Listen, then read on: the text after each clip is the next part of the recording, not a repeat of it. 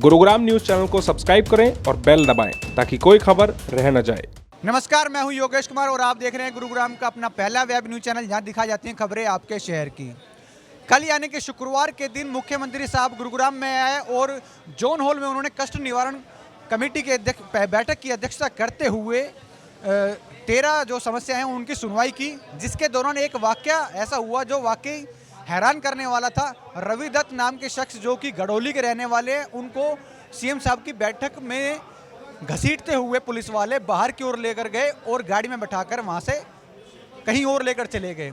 और ये जो वाकया उनके साथ हुआ, इस दुर्व्यवहार की निंदा करते हुए 5 गांव के लोग हैं वो यहाँ पर इकट्ठा हुए हैं और आप देखते हैं कि यहाँ पर पंचायत बाकायदा की जा रही है और इस बात की घोर निंदा करते हैं। इस पंचायत में मौजूद लोग, यहाँ पर बुजुर्ग और नौजवान यहाँ पर मौजूद हैं। आप देखते हैं कि पंचायत में इस बात की बहुत निंदा की गई कि इस तरह का व्यवहार डॉक्टर रवि दत्त के साथ हुआ। हालांकि वो अपनी शिकायत लेकर वहाँ पर पहुँचे थे और बाकायदा उनको इन्वाइट आया था ग्रीवेंस कमेटी की उस मीटिंग के लिए, और उसी मीटिंग के दौरान उनको अपनी शिकायत रखनी थी। शिकायत ये थी कि 2006 में 5 गाँव की तकरीबन 1590 एकड़ ज़मीन एक्वायर की गई थी HIDC के तहत, और उस ज़मीन के बाद उनको बदले में प्लॉट और नौकरी देने की बात कही गई थी। और यही मुद्दा रखने के लिए रवि दत्त वहाँ पर पहुँचे थे, लेकिन उनके साथ ऐसा व्यवहार हुआ, ये बहुत निंदनीय लगा इन 5 गांव के लोगों को जिनकी ज़मीन वहाँ पर एक्वायर हुई थी। मैं एक बार दोबारा से वो तस्वीरें आपको दिखाना चाहूँगा जो कल वहाँ पर हुआ था।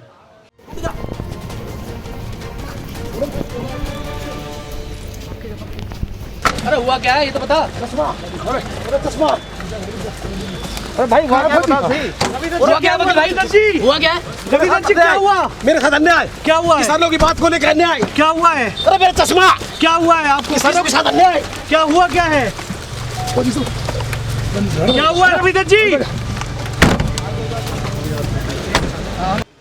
इस वाकये में जिस शख्स के साथ ये दुर्व्यवहार हुआ यानी कि रवि दत्त हमारे साथ हैं, उनसे बातचीत करते हैं। क्या वजह रही कि उनको पुलिस वाले घसीट कर गाड़ी में बैठा कर ले गए, उनसे बातचीत करते हैं। क्या कारण है कि जो 1590 एकड़ ज़मीन का विवाद चल रहा है और मुख्यमंत्री साहब ने भी ये कहा है कि उनको पैसे भी दे दिए गए हैं और साथ ही साथ वो नौकरी की भी डिमांड कर रहे हैं। ऐसे में ये मामला कोर्ट में चल रहा है और दोनों ही जो डिमांड है वो पूरी नहीं की जा सकती जब तक कोर्ट का फैसला नहीं आता। लेकिन जो रवि दत्त का कहना है, उनका कहना यही है कि ऐसा कुछ नहीं है, कहीं ना कहीं अधिकारियों की लापरवाही की वजह से और मिस गाइडेंस की वजह से मुख्यमंत्री को पूरी बात पता नहीं है और इसी वजह से उन्होंने इस तरह का बयान दिया। क्या पूरी बात थी, किस वजह से पुलिस वाले उनको घसीट कर ले गए, ये जानने के लिए हमारे साथ डॉक्टर रवि दत्त हैं। सर, क्या वजह रही, कल आप शिकायत के लिए वहाँ पर ग्रीवेंस कमेटी की मीटिंग में पहुँचे थे और आपको घसीट कर पुलिस वाले गाड़ी में उठा कर ले गए थे? देखिए, मैं आपके चैनल को धन्यवाद देता हूँ कि 5 गाँव की आवाज़ आपकी चैनल उठा रहा है, इसके लिए आपको शुभकामनाएं। मेरी आपके चैनल को शुभकामनाएं। आदरणीय मुख्यमंत्री जी को भी मैं शुभकामनाएं देता हूं कि कम से कम उन्होंने सुनी तो सही बात, लेकिन मुख्यमंत्री जी को जो अधिकारी हैं, संबंधित अधिकारी हैं, वो मिसगाइड कर रहे हैं, सरकार के सामने फैक्ट्स नहीं रख रहे। और ये जो मुद्दा है ये पिछले 14 साल पुराना मुद्दा है। 14 साल पहले हमारी 2006 में 1590 एकड़ ज़मीन एक्वायर हुई थी। ये ज़मीन रिलायंस ने एक्वायर नहीं की, ये ज़मीन हरियाणा सरकार के उद्योग विभाग ने एक्वायर की थी और HSIDC ने 10% हिस्सेदारी के साथ रिलायंस को ट्रांसफ़र की थी। ये ज़मीन पब्लिक पर्पज़ के नाम पे, सार्वजनिक उद्देश्य के नाम पे एक्वायर हुई थी, लेकिन HSIDC ने एक सार्वजनिक संस्था है और वो HSIDC किसानों की कीमत पर, किसानों की रोजी रोटी पे लात मार के प्राइवेट प्लेयर्स को ये ज़मीन ट्रांसफ़र करती है। इसी तरह से HSIDC ने मुकेश अंबानी ग्रुप को ये ज़मीन ट्रांसफ़र कर दी थी।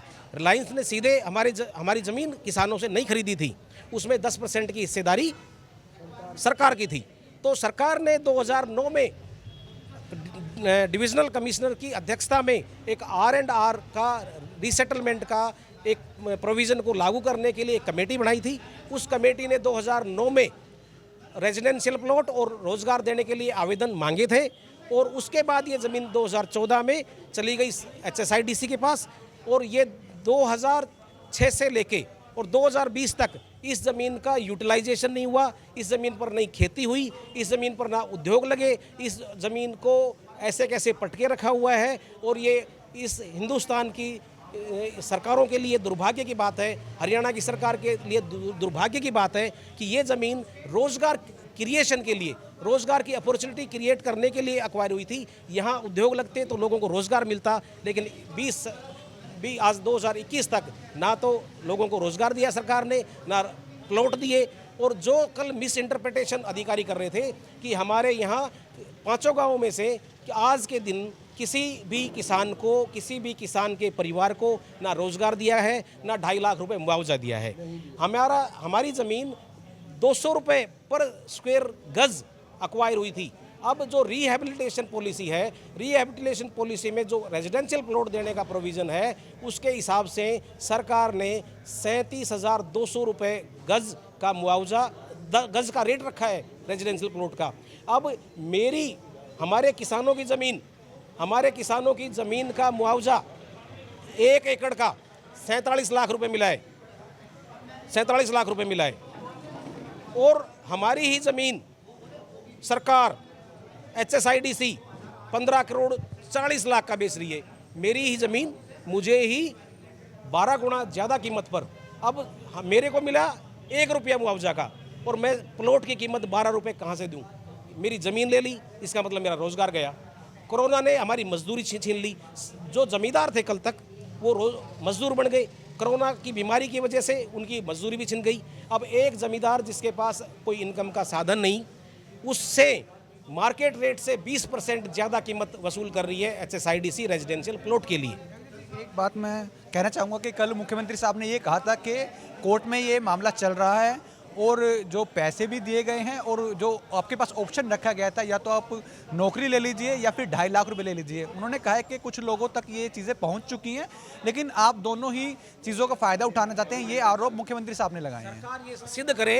सरकार ये सिद्ध करे और मेरे सामने डिबेट करे। लोकतंत्र में डिबेट बहुत ज़रूरी है। कम्युनिकेशन गैप नहीं रहना चाहिए सरकार और किसानों के बीच में। अधिकारी कम्युनिकेशन गैप क्रिएट कर रहे हैं, अधिकारी सरकार को गुमराह कर रहे हैं, फैक्ट्स बता नहीं रहे हैं, वो अपनी नौकरी बचाने के लिए। अधिकारियों ने जो रिकॉर्ड था वो गुम कर दिया।